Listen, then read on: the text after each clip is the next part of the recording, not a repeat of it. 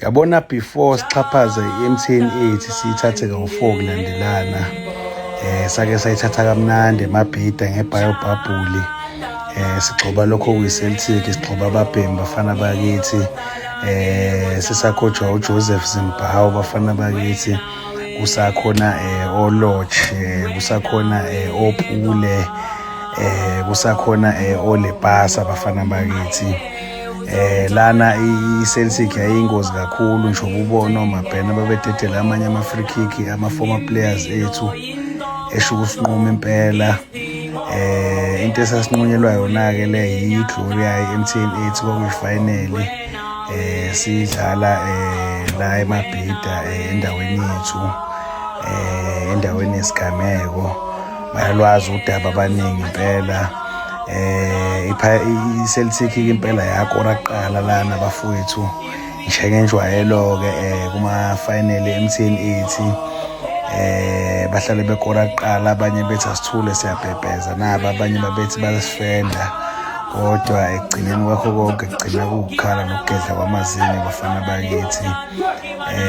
Yashaya igoli elihle impela iPirates ecishe lifane nalo elikaMojela laseMabhida kwiStellenbosch Bafana Bakithi.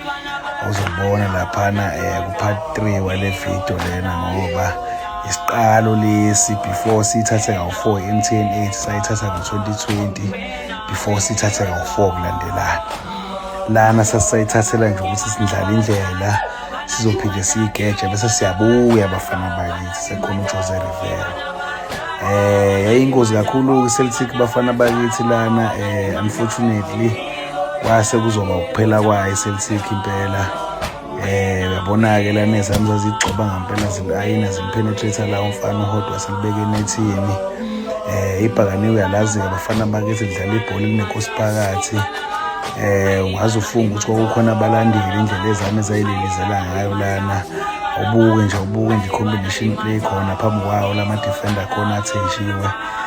Silibeka phakathi-ke yasenamipa inkunzi uHoto esagijima namanje lapha number 3 lana esagijima lapha esayidini left winger engakaconvert ukuthi ibe left back lana. Wakusadlala uMayela sagijima uMayela yela Bafana Bakithi number 3 squad ngalesi sikhathi. Sasavinjwa ikati elimnyama lasanda kusuka kuMaritzburg kade lidla ubhedi impela.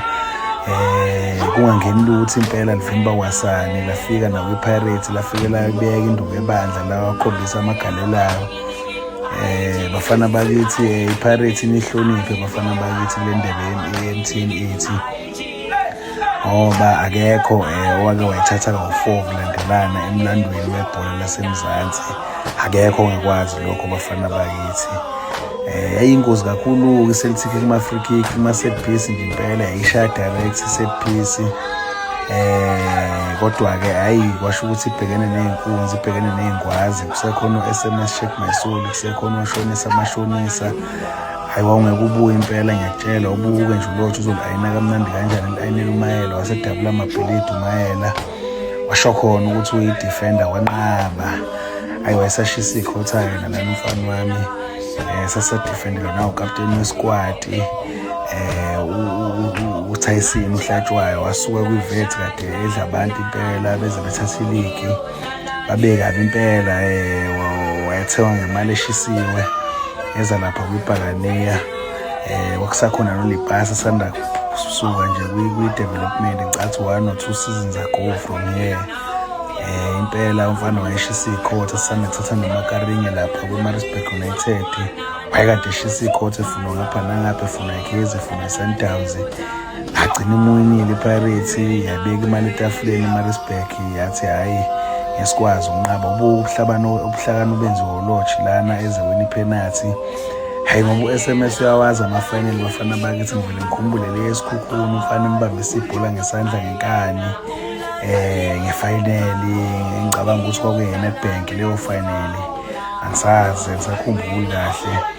Yabona lapho impela kwakhala abantu bathi yini le yenziwa lo muntu, yini le yenziwa lo muntu. Kanti ubuhlakani nje Bafana Bakithi egroundini idingakala ubuhlakani ukuze uwine. Base bekuhlaba ngekhadi elibomvu lokhu wasesukuma yena uLodge impela.